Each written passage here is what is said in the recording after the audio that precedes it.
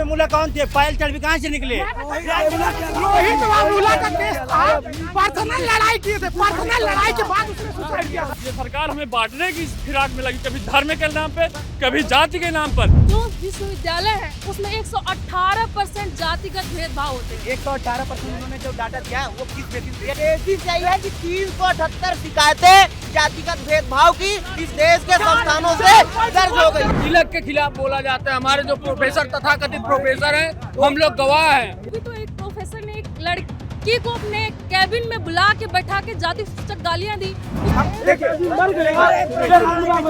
सुनिए तो मेरी बात बता रहा है। हमारे हर एक यूनिवर्सिटी में प्रोक्टोरियल बोर्ड होती है जिसमें हर एक कास्ट के लोग होते हैं, तो फिर इस काले कानून की जरूरत क्या है? हमारे भाई कह रहे हैं कि इसमें सुधार होना चाहिए, हम भी कहते हैं सुधार होना चाहिए, और सुधार ये होना चाहिए कि इसका चेयरपर्सन भी SC ST OBC कम्युनिटी से हो। सुधार ये होना चाहिए। हम भेदभाव का समर्थन नहीं करते। आप भद्रता कहते हैं कि दो लड़कियां आपके बीच में खड़ी हैं, आप लोग उस पे चढ़े जा रहे हैं। मध्य प्रदेश हो, यूपी हो, बिहार हो, चाहे यूनिवर्सिटी हो, BHU में सीट खाली रहने के बावजूद भी नहीं मिलता है। इनको लाठियों से पीट के कैंपस से बाहर किया गया था, जातिगत गालियां दी गई थी इनको। इसमें अगर जो कमेटी भी गठन हो रही है उसमें कोई जनरल कास्ट का है नहीं। दूसरी मैं आपको नियम पढ़ के बताऊं। ये सरकार ये चाहती है कि तत्कालिक मुद्दों से ध्यान भटकाने के लिए SC ST OBC सवर्णों को आपस में लड़ा दो, और ये सरकार लड़ जाएंगे तो बीजेपी को अगड़ा नाराज होकर वोट देगा और पिछड़ा खुश होकर वोट देगा। मैं राष्ट्रीय स्वयंसेवक संघ का एक कार्यकर्ता हूँ।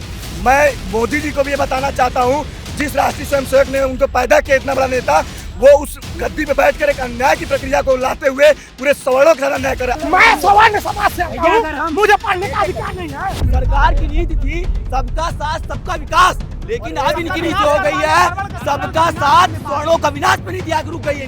इनको कमेटी बनानी चाहिए, काफी नहीं चेक होता यूनिवर्सिटी का 3-3 महीना। भ्रष्टाचार इतना है, जनरल्स को फंसाया जाता है फालतू में, उसके ऊपर इनकी कमेटी कहाँ है? ओबीसी आज भारत का प्रधानमंत्री है, मध्य प्रदेश का मुख्यमंत्री है, यूपी के मुख्यमंत्री रह चुके हैं, बिहार के मुख्यमंत्री से लेकर पूरे भारत में राजनीति कर रहे हैं, तो ओबीसी पीछे हैगा। याचना नहीं अवरण होगा, जीवन जय मरण होगा, और यह कानून हम वापस करेंगे। अगर कानून लागू होगा तो हमारी लाशों पर लागू होगा। 13 जनवरी को UGC की ये कुछ गाइडलाइन आई हैं जिनके बाद से लगातार विरोध हो रहा है। पहले सोशल मीडिया पर शुरू हुआ, लेकिन अब लोगों ने सड़कों पर उतरना शुरू कर दिया है। दिल्ली में तमाम बातें हो रही थी, हमें लगा हम अलग अलग कैंपसेस जाएं और इन रूल्स का जिन पर असर होने वाला है, जो इनसे दो चार होने वाले हैं, उनसे बात करते हैं और उनसे समझते हैं कि वो इसके पक्ष में हैं या विपक्ष में हैं। इस वक्त हम इलाहाबाद यूनिवर्सिटी के छात्रों के बीच हैं। क्या नाम है भाई? मेरा नाम धीरज पांडे है। धीरज, क्या लगता है जो UGC की नई गाइडलाइंस आई हैं, इनसे आप लोग सहमत हैं? नहीं, बिल्कुल असहमत है, क्योंकि ये छात्रों को आपस में बांटने का काम कर रही है, पूर्ण रूपेण बांटने का काम कर रही है। इससे जो उच्च शिक्षण संस्थान है, जैसे हम लोग आज इलाहाबाद विश्वविद्यालय में पढ़ाई कर रहे हैं, तो हम लोग बगल की बेंच में बैठने वाले छात्र से ये नहीं पूछते कि तुम्हारी जाति क्या, तुम्हारा धर्म क्या है। सब आपस में बैठ के बातचीत करते हैं, और जैसे डिबेट्स भी होती हैं तो हम लोग आपस में सहमत असहमत हो सकते हैं, लेकिन ये कोई बात नहीं हुई कि उनको बांटकर आप अलग कर सकते हैं। यह कानून असमानता फैलाने वाला है। मैं इस कानून के 3 बहुत जो बुरे प्रभाव बताना चाहता हूँ। जो 3 सबसे ज़्यादा कमियाँ हैं, यह इस कानून में सबसे बड़ी कमी यह है कि जैसे कोई गलत आरोप लगा रहा है तो उस जो गलत आरोप लगाने वाला विद्यार्थी है उसके खिलाफ गंभीर और कठोर कार्रवाई हो। अगर जब सवर्ण समाज के ऊपर कोई गंदे शब्द, गंदी गालियाँ और जाति सूचक गालियाँ दे रही हैं तो उसके खिलाफ भी कानून बनाया जाए। अपील का प्रावधान तो है इसमें? नहीं, जैसे JNU में लिखा गया कि सवर्णों भारत छोड़ो, ब्राह्मणों भारत छोड़ो, तो क्या उसके खिलाफ कार्रवाई नहीं होगी? तो सवर्ण कहाँ जाएंगे? मेरे साथ ऐसे भी विद्यार्थी हैं बैकवर्ड और SC क्लास के कि हम एक थाली में खाए हैं और एक ही लोटे में पानी पिए हैं। तो यह असमानता का कानून लाने की जरूरत क्या थी? जब हम पहले से साथ पढ़ रहे हैं, साथ बैठ रहे हैं, तो यह असमानता, ये सरकार हमें बांटने की फिराक में लगी, कभी धर्म के नाम पे, कभी जाति के नाम पर। अब यह भाजपा अटल जी वाली भाजपा नहीं रही है, अब यह जाति और धर्म के बांटने वाली भाजपा रह गई है। देखिए, ये है कि सरकार ने पूर्णतः मान लिया कि कहीं कुछ भी हो, किसी की प्रताड़ना हो, किसी का शोषण हो, तो सिर्फ वो शोषण ही कर सकता है, जो बिल्कुल गलत बात है।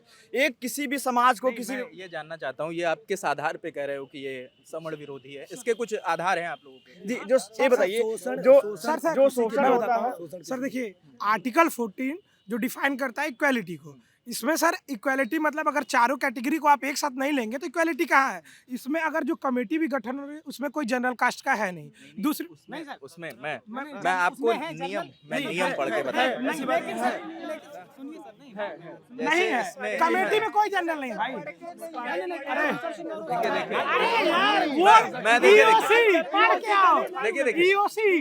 ईओसी जो गठन होगी विश्वविद्यालय में जांच के लिए, उसमें सर सुनिए सर, जो आराम से सबकी सुनिए। कमेटी जो बिल पास की है उसकी बात नहीं कर रहे हैं। ईओसी जिसका गठन होगा उसमें जनरल कास्ट का कोई नहीं है। उसमें जनरल कास्ट के हो सकते हैं। विद्यालय में जो कमेटी गठित होगी तो उसमें केवल महिला, देखिए केवल ईओसी सर ओबीसी। कैमरे के आगे मत आइए, कैमरे के आगे। मानना है कि शोषण किसी के सुनिए सर, ईओसी जो गठन होगी जो जांच करेगी उसमें कोई जनरल कास्ट का नहीं है। मैं आपको मैं एक मैं सबसे देखिए सुनिए मानते तो रोहित वेमुला कौन थे? पायल चढ़वी कहाँ से निकले? रोहित वेमुला का केस था, पर्सनल लड़ाई किए थे, पर्सनल लड़ाई के बाद उसने सुसाइड किया था। वो लड़ाई थी, बताइए। रोहित वेमुला की लड़ाई को रोहित वेमुला की लड़ाई को पर्सनल लड़ाई बताना, रोहित वेमुला की लड़ाई को पर्सनल लड़ाई बताना, ये समाज है। और इसी के खिलाफ सुनिए नहीं हम देखिए सुनिए तो मेरी बात बता रहे हैं। देखिए नहीं देखिए ये तरीका नहीं, ये देखिए नहीं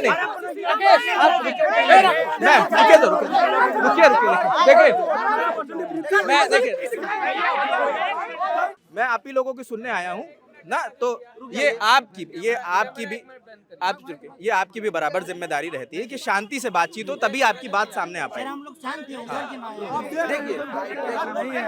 के एक एक करके दोस्त सबसे बात एक एक करके सबसे किसी पक्ष को एक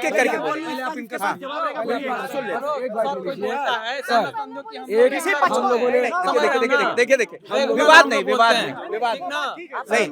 हम एक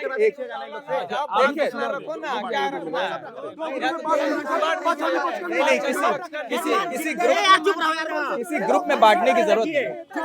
बात नहीं हो पाएगी ना, एक डायलॉग करिए। आप पहले आप अपना नाम बताइए। साथी, मेरा नाम निधि है, मैं दिशा छात्र संगठन से हूँ और ये जो यूजीसी एक्ट 2026 आया है इसका मैं समर्थन करती हूँ। और वो इसलिए कि एक ऐसे दौर में ये कानून आया है जब रोहित वेमुला का, पायल का एक सांस्थानिक हत्या की जाती है और एक ऐसी सरकार जो पूरी जातिवाद और धर्म पे ही पूरी राजनीति कर रही हो, तो ऐसे में हमारा मानना है कि छात्रों के आंदोलनों का जो सड़कों पे उतर के लड़ते रहे, अंडर करंट चलता रहा, उनकी सबसे बड़ी जीत है।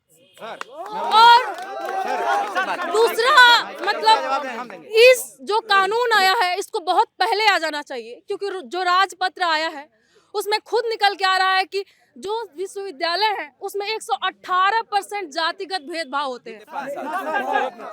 सर 118% देखिए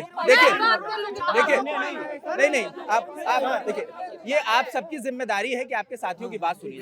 अगर मेरा वादा है कि कोई भी छूटेगा नहीं, हम सबकी बात चाहे रात तक हम खड़े रहेंगे, सब लोग बोलिएगा सर एक और एक ऐसा टाइम जहाँ पे एक ऐसी आबादी जो इतने दिनों से दूर रही, और आज भी हमारे विश्वविद्यालयों में ऐसी घटनाएं होती रहती हैं, जाति सूचक प्रोफेसर इस्तेमाल करते हैं ऐसी चीजें, और मैं एक स्त्री होने के नाते इस चीज को महसूस करती हूँ कि आपने कभी किसी के साथ या दोस्त के साथ ऐसा कुछ हुआ? हाँ, मैंने देखा है। अभी तो एक प्रोफेसर ने एक लड़की को अपने कैबिन में बुला के बैठा के जाति सूचक गालियां दी, उसको सस्पेंशन लेटर थमाया, उसके लिए हम लोगों ने आंदोलन किया और उस पर जीत भी हासिल की। हाँ, और ऐसा विवेक साथी के साथ हुआ जिनका पीटा गया था इनको, मतलब विवेक साथी यहीं पे है।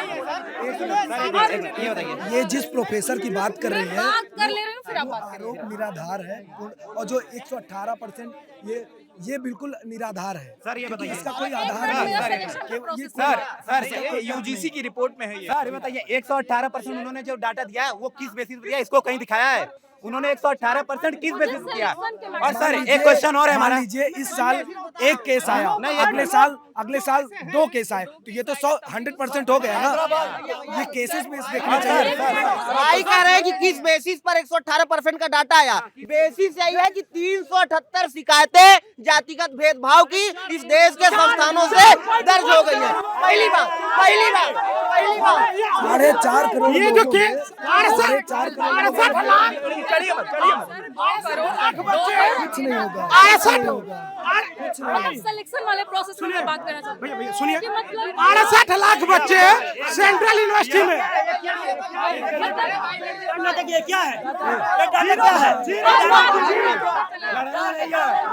मैं संस्कृत विभाग का छात्र हूँ। मैं संस्कृत विभाग का छात्र हूँ।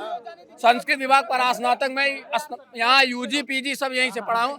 हमारे क्लास में हमारे विभाग में ब्राह्मणों के खिलाफ, तिलक के खिलाफ बोला जाता है। हमारे जो प्रोफेसर तथाकथित प्रोफेसर हैं, हम लोग गवाह हैं। हम तिलक लगा के आते हैं तो बोलते हैं ये पंडित तिलक लगा के क्यों आते हैं? क्या ब्राह्मण बेटियां विश्वविद्यालयों में पढ़ना छोड़ दें? आप बताइए। ये बहुत देर से परेशान है, इनके बाद सर सरकार ने ये यूजीसी कानून लाया।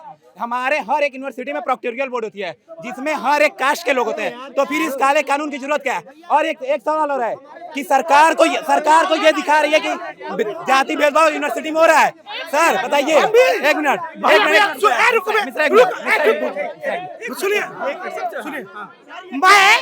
सुनिए पहली बात भैया देखो ऐसे बात नहीं हो पाएगी ना।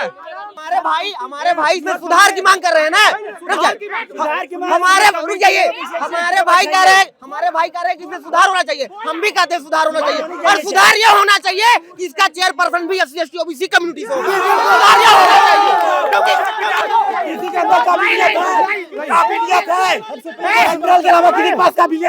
हम भेदभाव का समर्थन नहीं करते। लोग सिर्फ भारत छोड़ के रोना रहेंगे।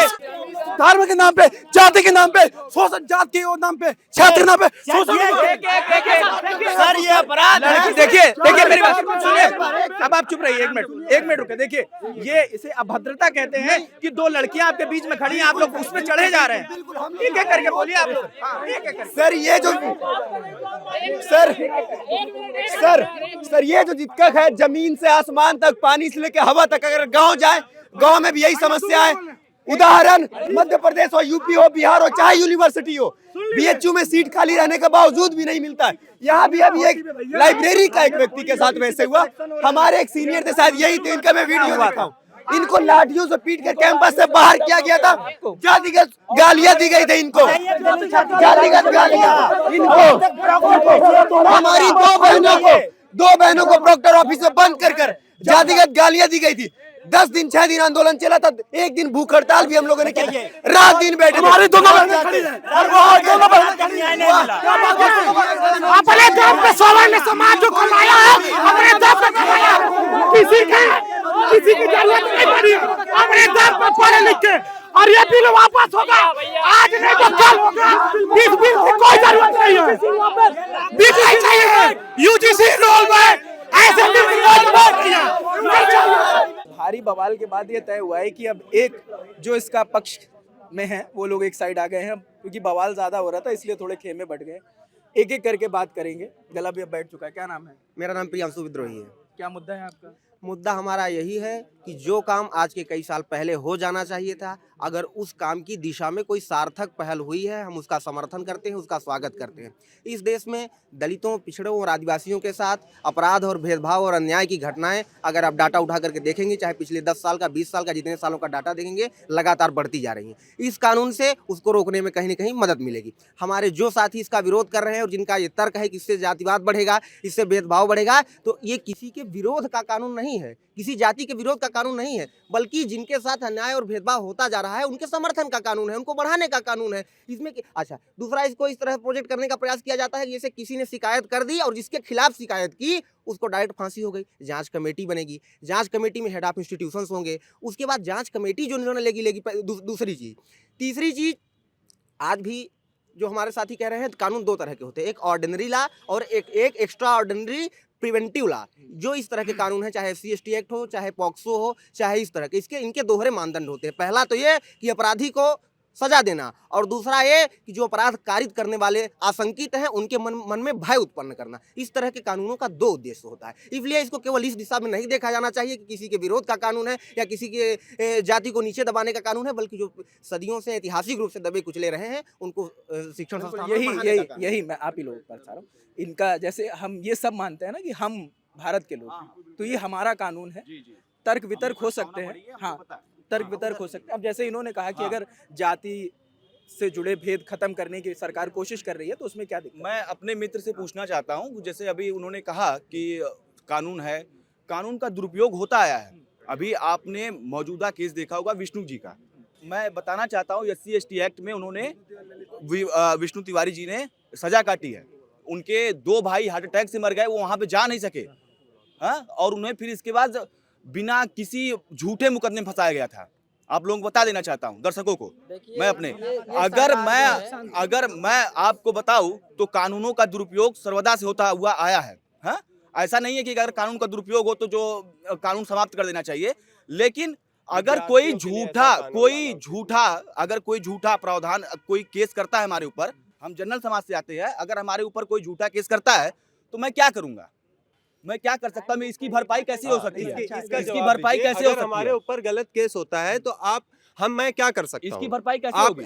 आप इसका जवाब दीजिए कि मैं इसकी भरपाई कैसे। और दूसरी चीज महोदय मैं बताना चाहता हूँ कि मैं विश्वविद्यालय का एक शोध का छात्र हूँ और हमारे लैब के अंदर अधिकतर लोग SC ST बिलोंग और हमारे भाई हैं वो, और ऐसा मैं खुद OBC समाज से हूँ, मैं खुद OBC समाज से हूँ। एक मिनट, ये सरकार जो है अंग्रेजों की फूट डालो शासन करो की नीति को लेके आई है। इंटर पास छात्रों के मन में किसी जाति, किसी लिंग, किसी भेद के प्रति कोई द्वेष नहीं होता है, और ये सरकार ये चाहती है कि तत्कालिक मुद्दों से ध्यान भटकाने के लिए SC ST OBC सवर्णों को आपस में लड़ा दो, और ये सरकार लड़ जाएंगे तो बीजेपी को अगड़ा नाराज होकर वोट देगा और पिछड़ा खुश होकर वोट देगा। बीजेपी से सत्तम बने रहे जो महामानव आए हैं, ये सत्तम बने रहने के लिए चाल चल रहे हैं। और बताना चाहते हैं कि UGC के जितने चेयरमैन साहब हैं उनसे आपके मंच के इसके माध्यम से मैं कहना चाहता हूं कि उनको बर्खास्त करके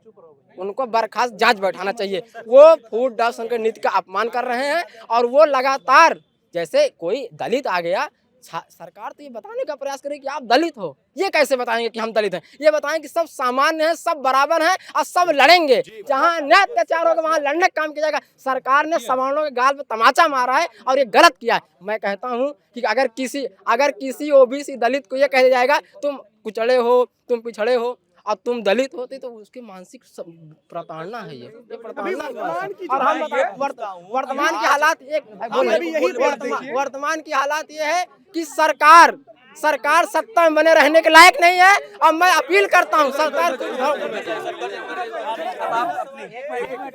अब देखिए उनकी बात सुनी, देखिए अब देखिए आपकी बात सुनी गई ना। हाँ। सबसे पहले तो जैसा हमारे सीनियर सर ने कहा, हम कहना चाहते हैं कि हम लोग UGC का समर्थन करते हैं, और शायद हमारे साथियों ने उस गैजेट को पूरा पढ़ा नहीं है। उसमें धर्म, जाति, लिंग, जन्म स्थान और इसके आधार पे अनुसूचित जनजाति, अनुसूचित जनजाति, अन्य पिछड़ा वर्ग और आर्थिक रूप से जो कमजोर वर्ग है, जिसमें हमारे सामान्य वर्ग के जो सरकार ने EWS आरक्षण दिया है वो भी हमारे भाई आ जाते हैं।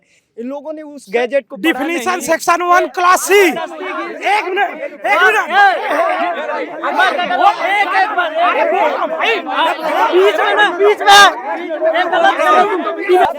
जब विवेक सुल्तानवी को लाठियों से पीटा गया, डॉक्टर ने जासूसक गालियां दी, तब आप कहाँ थे?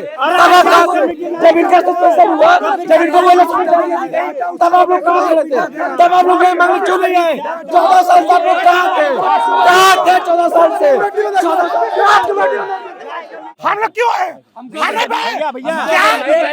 क्या ये देश? मैं सवर्ण समाज से आता हूँ, मुझे पढ़ने का अधिकार नहीं है। मैं अपनी बात नहीं रख सकता हूँ। सरकार हम लोग को क्यों अलग की? भैया ये बात सभी लोग जानते हैं। इसमें अधिकार देना चाहिए। इसमें जो कमेटी बने उसमें जो कार्रवाई करवा रहा है, जो एलिगेशन लगा रहा है, उसके ऊपर भी कार्रवाई, जो गलत झूठा आरोप साबित होता है तो उसके ऊपर भी मतलब उसके ऊपर भी कार्रवाई होनी चाहिए। मैं कहना चाहता हूँ मैं राष्ट्रीय स्वयंसेवक संघ का एक कार्यकर्ता हूँ। मैं मोदी जी को भी ये बताना चाहता हूँ, जिस राष्ट्रीय स्वयंसेवक ने उनको पैदा किया इतना बड़ा नेता, वो उस गद्दी पे बैठकर एक अन्याय की प्रक्रिया को लाते हुए पूरे सवर्णों के साथ अन्याय करे। आप एक बात बताइए, यहाँ पे सारे सवर्ण सभी जाति वर्ग के छात्र थे, हमने किसी को गाली दिया नहीं दिया, उधर से उंगली दिखाई गई हमने नहीं बोला। अगर आप जातिगत मन मुटाव की बात करते हैं, जातिगत मन मुटाव बात करते हैं, तो आज मैं उनको अगर एज ब्राह्मण जो कह रहे हैं ब्राह्मण को गोली मारो ये करो, तो आज ब्राह्मणत्व पे अगर आ जाऊँ तो सबको यही जमीन पे सुला। सबसे बड़ी बात क्या ब्राह्मण है पीड़ित है, क्या सवर्ण है पीड़ित है? जो भाई जबरदस्ती बोल रहे हैं कि अब ये कानून वापस नहीं होगा, तो मैं उनको बताना चाहता हूँ कि जिस जाति धर्म में जन्म लिया बलिदान उसी पर हो जावे। मैं यूजीसी के लिए अपना बलिदान करने के लिए तैयार हूँ। अगर ये सरकार ये कानून वापस नहीं ली तो जिस जाति धर्म में जन्म लिया बलिदान उसी पर हो जावे। और सरकार को बताना चाहता हूँ, याचना नहीं अवरण होगा, जीवन जाए मरण होगा। और यह कानून हम वापस करेंगे। अगर कानून लागू होगा तो हमारी लाशों पर लागू होगा। भैया सुनिए, एक एक करके इनके भैया सुनिए कि आप हमको ये बताइएगा सभी लोग कि अभी यहाँ पे देख रहे हैं कि मात्र एक बहस हो रही है कि ये कानून सही या गलत, इसके ऊपर लड़ाई हो जा रही है। यहाँ पे नहीं बहस हो पा रही है, एक सुव्यवस्थित ढंग से बहस नहीं ऑर्गेनाइज हो पा रही है। तो आप कैसे मान सकते हैं ये कानून सही है? ये कैसे समानता का अधिकार है कि एक आज 2026 चल रहा है, आप जाति के नाम पे जाति से लड़वा रहे हैं? ये कैसा कानून है कि आज हम जाति और देखिए पहले धर्म के नाम पे देश बटा, आप चाह रहे हैं जातियों में लोग विभाजित हो जाएं। ये आपका कैसा अंधा कानून है कि लोगों को जाति आप सरकार की नीति थी सबका साथ सबका विकास, लेकिन अब इनकी नीति हो गई है सबका साथ सवर्णों का विनाश पे नीति आगे रुक गई है इनकी। भैया सवर्ण समाज इस बिल के पूरा विरोध में है। कानून वापस होना चाहिए, इनको कमेटी बनानी चाहिए। कॉपी नहीं चेक होता यूनिवर्सिटी का 3-3 महीना, भ्रष्टाचार इतना है। जनरल्स को फंसाया जाता है फालतू में, उसके ऊपर इनकी कमेटी का है। ये बिल हम नहीं एक्सेप्ट करेंगे, इसको वापस करना पड़ेगा। मैं बताना चाहूंगा कि 90% जो जीडीपी नहीं दे पा रहे हैं, 10% पूरे भारत को जीडीपी हम लोग देते हैं। सरकार अब ये तय करेगी कि भारत को 10% चाहिए या 90%, और सरकार ये बात कान खोल के सुन ले कि सवर्ण जाग चुका है। अब वही सवर्ण 10% नहीं है, 40% है।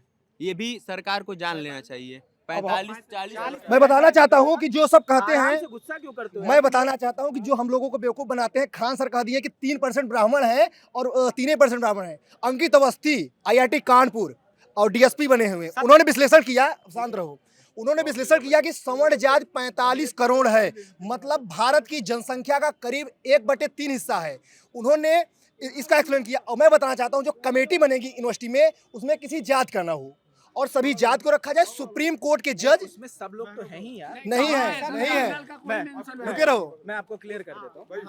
देखिए ये इसमें देखिए OBC होना चाहिए, SC होना चाहिए, विकलांग होना चाहिए, वुमेन होना चाहिए। मगर ये जो ऊपर के और इसमें किसी जाति का नहीं है। रुके रहो, ये क्या है? रुके रहो, ये क्या है? मैं बताना चाहता हूँ, रुके रहो। मैं इसके लिए बताना चाहता हूँ, ये कब है? जब यूनिवर्सिटी के बाद जब केस जाएगा, लड़का का जिंदगी बर्बाद हो जाएगा। लड़का जब आएगा यूनिवर्सिटी में IAS की ख्वाब देकर, उसका उम्र रहता है 19 साल तक। जब वह 24-25 साल उम्र बिता लेगा, जब जाएगा दिल्ली, तब उसके लिए है। और मैं इसके लिए एक कविता लिखा हूँ, दो न्याय अगर तो आधा दो, पर इसमें भी यदि बाधा हो तो दे दो केवल 2 प्रावधान। गलत सूचना पर सजा और टीम में हमको भी स्थान। हम वही खुशी से खाएंगे, परिजन पर अस न उठाएंगे। UGC अब वह दे न सका, आशीष समाज की ले न सका। उल्टे स्वर्ण को बांधने चला, जो था असाध्य साधने चला। और जब नाश मनुष्य पर छाता है, पहले भी एक मर जाता है। मैं जब पहले बीजेपी हारती थी, मैं जब छोटा था, इसमें पत्रकारिता का कोर्स कर रहा हूँ, तो अब नहीं बोलता बीजेपी का, एक पक्षी नहीं होना चाहता। मैं जब छोटा था, 6 में पढ़ता था, बीजेपी हारती थी तो आंख से आंसू गिरता था।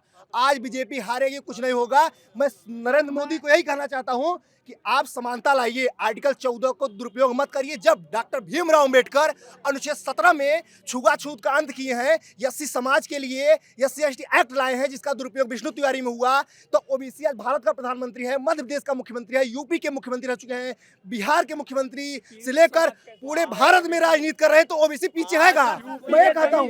मेरा नाम मीमांशा मिश्रा है। सर, मैं कहना चाहती हूँ कि मैं यहाँ यूनिवर्सिटी में कब से आई हूँ और मेरे में कभी ये भावना नहीं आई कि कोई ओबीसी है, कोई SC है, कोई ST है। ऐसी भावना होनी ही नहीं चाहिए। मेरी दोस्त है, इससे पूछिए, इसका नाम वंदिता यादव है, और अन्य भी मेरे जितने साथी हैं, मेरे अंदर कभी ये भावना नहीं रही कि मैं इनसे कोई भेदभाव, छुआछूत, हम साथ में पढ़ते हैं, साथ में खाते हैं।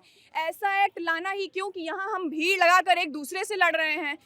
SC/ST एक्ट आया, उसका दुरुपयोग हुआ विष्णु जी के केस में। ऐसे ही OBC केस आया, इसमें यह है कि किसी ने कुछ किया तो वो उसको मेंबर के अंदर लाया जाएगा, उस पर जांच होगी।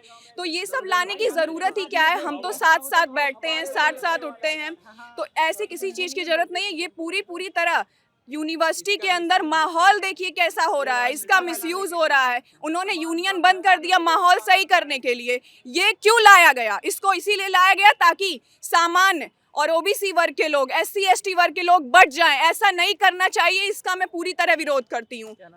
वंदिता यादव मेरा नाम है, और ना मैंने आज तक जब से यूनिवर्सिटी में एडमिशन लिया है, ना मेरे साथ ऐसा कभी भेदभाव किया गया, ना मैंने किसी के साथ किया, और ये भेदभाव करना वो है। और ना मैं इसके साथ 2 सालों से रह रही हूँ, साथ में बैठती हूँ, साथ में उठती हूँ, साथ में खाती पीती हूँ। ना मैंने किसी के साथ भी, ना मेरे साथ ऐसा व्यवहार किया, और इसका विरोध मैं ये कहना चाहता हूँ कि आखिरी कमेंट जी, मैं ये कहना चाह रहा हूँ कि हमारे राष्ट्रपति महोदया जो है वो SC समाज से आती हैं, हमारे प्रधानमंत्री जी OBC समाज से आते हैं। तो जब इतने उच्च पदों पे आसीन व्यक्ति हमारे उच्च पदों पे या OBC, हाँ वही बात है ना, यूपी में कुर्मी और यादव लोग जमींदार हैं, वो कब से शोषित हो गए? क्या ब्राह्मण शोषित नहीं होते हैं? ब्राह्मण भी गरीब हो सकता है। सबसे ज्यादा तो ब्राह्मण बेटियों को सोचना चाहिए। इस कानून के डर से क्या वो पढ़ना बंद कर देगा? अगर कोई ब्राह्मण की बेटी या सवर्ण समाज की बेटी आती है, कोई SC/ST या OBC का बच्चा उसको बोलता है कि तुम मेरे साथ चलो, नहीं SC है, ये UGC एक्ट लगा दूंगा, तो क्या इस डर से वो पढ़ना बंद कर दे? क्या नाम है आपका? मेरा अंजलि नाम है। आप कैसे देख रहे हो इसको? मैं तो इस मतलब कानून का सपोर्ट करती हूँ, और हम अगर ये मानते हैं कि कभी भी ना अपवाद को सामान्य नियम नहीं बनाया जाना चाहिए। हर कानून के कुछ लूप होल्स होते हैं, और उसमें आप लड़कियों के खिलाफ आंदोलन होते हैं और कानून बना निर्भया के बाद। लेकिन हम ये कह रहे हैं कि जिसमें तो दोष साबित हो गया था, उसमें भी अभी बेल मिल गई थी कुलदीप सिंह सेंगर को बिल्किस बानो के मामले में। उन पे फिर एक्शन हुआ ना, वो बाहर नहीं आया। और लेकिन वो सरकार ने एक्शन नहीं लिया था, जन दबाव में किया था, जब सड़कों पे लोग उतरे। और ये कानून भी हम ये मानते हैं कि सदियों से चली आ रही है एक जातिगत उत्पीड़न, और जो हमारे समाज में अल्पसंख्यक के खिलाफ एक उत्पीड़न चल रहा है, स्त्रियों के खिलाफ उत्पीड़न चला आ रहा है, उस चीज़ को लेकर के रोहित वेमुला का जो मसला था वो एक ऐसा ट्रिगर पॉइंट बना जिसके बाद से सड़कों पर लोग मतलब बहुत उद्वेलित हुए, बहुत आंदोलित हुए, और नतीजे के तौर पे एक अंडर करंट आंदोलन चलता रहा है। हम ये नहीं कह रहे हैं कि भाजपा बड़ी दलित हितैषी या अल्पसंख्यक हितैषी या स्त्रियों के लिए, अगर आप ही बोल लीजिए, मैं नहीं चाहूँगी कि मेरे बीच मैं कह रही हूँ कि डेमोक्रेटिक स्पेस तो यहाँ भी नहीं है। एक लड़की बोल रही है और थोड़ा भी तमीज़ नहीं है कि बात करने दें, और मैं तो कह रही हूँ कि एक लड़का भी बोलना चाहिए, तब भी आप बोलने दीजिए। हमारा राइट है कि हम जो समर्थन कर रहे हो या विरोध कर रहे हो, हम अपनी बात कह सकें। तो सबसे पहले बात यह है कि जब रोहित वेमुला का मसला आया, या पायल तन्वी का जो हैदराबाद में डॉक्टर के साथ घटना हुई थी, उस घटना के बाद एक आंदोलन सड़कों पर उतरा, और अंडर करंट ये सालों साल चलता रहा। इसके दबाव में आकर के एक नियम और एक कानून बना है। मैं नहीं मानती कि भाजपा कोई दलित हितैषी है, या आप बहुत हृदय बदल गया है और उसके लिए कोई काम करना चाहती है इसलिए वो कानून लेकर आई है। मैं ये कह रही हूँ कि भाजपा के ही समय में 118% दलित उत्पीड़न के मामले बढ़े हैं। मैं ये कह रही हूँ हर पार्टी में बढ़ा है, लेकिन 2014 के बाद चाहे स्त्री उत्पीड़न का मसला हो, अल्पसंख्यक के खिलाफ में हो, या जातिवादी जो जाति के खिलाफ आंदोलन हो, ये उत्पीड़न बढ़ा है और साथ साथ आंदोलन भी बढ़ा है, और उसी आंदोलन का एक सार्थक नतीजा है ये कानून। लेकिन इस कानून पर मेरे एक मुख्य पॉइंट ये है कि पहली बात जी इसमें स्त्रियों के खिलाफ उत्पीड़न को रखा गया है। स्त्री केवल दलित नहीं होती है, स्त्री हर जाति हर धर्म से हो सकती है, एक विकलांग हर जाति हर धर्म से हो सकता है। तो मुझे लगता है कि इस कानून को सवर्ण बनाम दलित या सवर्ण बनाम अल्पसंख्यक या ये बनाए जाने से बेहतर है कि जो सदियों से उत्पीड़न आ रहा है और एक कानून आ रहा है कि हाँ ऐसे उत्पीड़न पर कोई एक कमेटी बनाई जाएगी और वो उसका निर्णय देगी। और अगर लगता है कि किसी के साथ कोई गलत निर्णय हो गया है तो ऊपर कमेटी में आप अपील कर सकते हैं। क्या SC ST एक्ट में नहीं होता है? और एक पॉइंट में इस कानून पर मुझे ये कहना है कि ये कानून भी एक पॉपेट बनकर रह जाएगा, क्योंकि अब तक जिन लोगों को उस कमेटी में गठित करने के लिए कही गई है बात, वो इलेक्टेड होंगे या सिलेक्टेड होंगे ये नहीं तय किया गया है। अगर वो सिलेक्टेड होंगे तो जो पावरफुल होगा पैसे से और जो राजनीतिक तौर पे पावरफुल होगा, सही मायने में उनका प्रभाव उस पर बनेगा। क्योंकि अब तक यही हो रहा है ना, कोई भी कानून आप देख लीजिए तो पावरफुल आदमी ही का ही बोलबाला है। अगर ये इलेक्टेड होगा तो अगर वो कमेटी कोई गलत नतीजा देगी तो इलेक्शन के आधार पर उनको बदला जा सकता है, लेकिन अगर सिलेक्टेड होगा धीरे धीरे शायद ये चीजें और साफ हो लेकिन जाए। सिलेक्टेड होगा तब हम वो बदल नहीं सकते हैं। तो हमारा ये मानना है कि ये कानून आया है और इसका हम स्वागत करते हैं, समर्थन करते हैं, लेकिन साथ में ये भी क्लियर किया जाना चाहिए कि जो कमेटी बनी है वो इलेक्टेड हो। अगर सेलेक्टेड होगी तो इसका कोई एक विश्वविद्यालय की घटना बताना चाहता हूँ कि मैं प्राचीन इतिहास एवं संस्कृति विभाग का मैं विद्यार्थी हूँ। मिला जुला के कानून वापस होना चाहिए। बहुत शुक्रिया, बहुत आप सबका सर, ये गलत है, विरोध में बहुत शुक्रिया आप सभी का, आप सभी का बहुत शुक्रिया आपने बातचीत पे। यूजीसी नियमों को लेकर खेमे बटे हुए हैं। हमने कोशिश करी लोगों से बात करने की और जो बातचीत में जो सामने आया है हमने कोशिश करी। अब इस पर आप जो भी सोचते हैं हमें कमेंट सेक्शन में जरूर बताएं। देखते रहिए लालन टॉप। शुक्रिया।